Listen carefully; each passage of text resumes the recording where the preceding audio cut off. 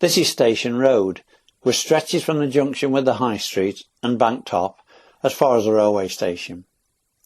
At one time it was part of the High Street as shown here. This is the original location for the old lockup. In the early 1800s there was much social unrest in the country. The introduction of industrial and farming machinery created unemployment and very low wages, and there were many riots. And in Gnosall, the building of the Birmingham-Liverpool Canal, which started in June 1829, brought many navvies to the area, resulting in problems of drunkenness and poaching. In the village there was just an unpaid and untrained parish constable to uphold the law. Because of the unrest, the parish leaders appointed more constables and purchased a brace of pistols. And in June 1830 they met in what was called a select vestry meeting to discuss the problem, and decided that a proper building be erected for a place of confinement for criminals. It would be paid for out of the parish fund and be built by James Trubshaw, a well-known builder and architect from Great Hayward. He was renting Holly's Quarry on the Knightley Road, and that's where the stone came from. The work was completed in May 1832, but by this time the troubles had subsided, and it seemed that the lockup wasn't used very often. However, it was used on the 16th of December 1833, when Richard Tomlinson was taken there following his arrest for killing his sweetheart Mary Evans in Stocking Lane at Ranton. He was taken back to Ranton the next day for the inquest and was then sent to Stafford Jail. Tommy Hatfield had the house in the centre of this picture and rented the land behind the old lockup. He got into trouble because he knocked some blocks out of the back and kept chickens in it, as can be seen in this picture taken from the rear. The property in the background stood on the opposite side of Station Road. It was on a tight corner and was demolished to allow the road to be widened. It was owned by Joe Evans, whose nickname was Peckfair. He kept ducks and chickens, and as he scattered the feed, the ducks would scoop up the corn and he'd shout at them to Peckfair, no shoveling. The lockup was relocated to the end of Salmon Street thanks to the actions of the Gnosall WI in 1971. And this is the location where Peckfair lived, and the view along Station Road from the railway bridge. The property highlighted is Joe Evans' house, which of course is now gone.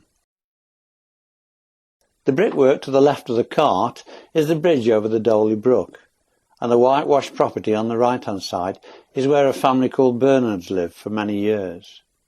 In fact, the bridge is often referred to as Bernards Bridge, and the stream after this cottage was known as Bernards Brook. The property was frequently flooded and was eventually demolished. Bernards were painters, decorators and plumbers. And note the address at the top of this letterhead, Bridge House. They later moved to Wharf Road. This is the receipt to provide and fix a new tap in 1929, 4 shillings and 9pence, which is equivalent to 24 new pence. This property, which is now Nicholston's the estate agents, was once a retail store. It was a grocer's shop as far back as 1841, when it was run by Martha Haynes. In 1912 it was owned by Thomas Selman, who was a grocer and ironmonger.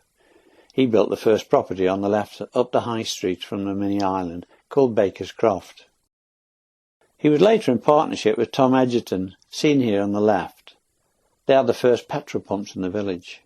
And the van in this photograph was registered to Selman and Edgerton on the 29th of May 1925.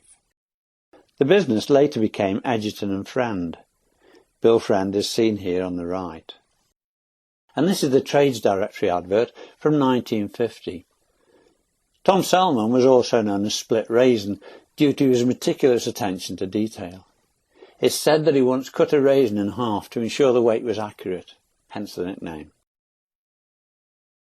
This is a modern photograph of cottages opposite Station Road Garage. And in 1900 and 1912 it was Mary Hall's draper's shop. The highlighted part of this property is where Arthur James ran his business from in 1932 and 1940. He sold sweets and tobacco and was a photographer and charged accumulators in the very early days of valve radios. This photograph was taken looking the other way. The building highlighted was taken down so the road could be widened. It's now the optician's reception area. And this picture shows what the property looked like from the other side. This postcard, looking towards the church, shows a thatched cottage.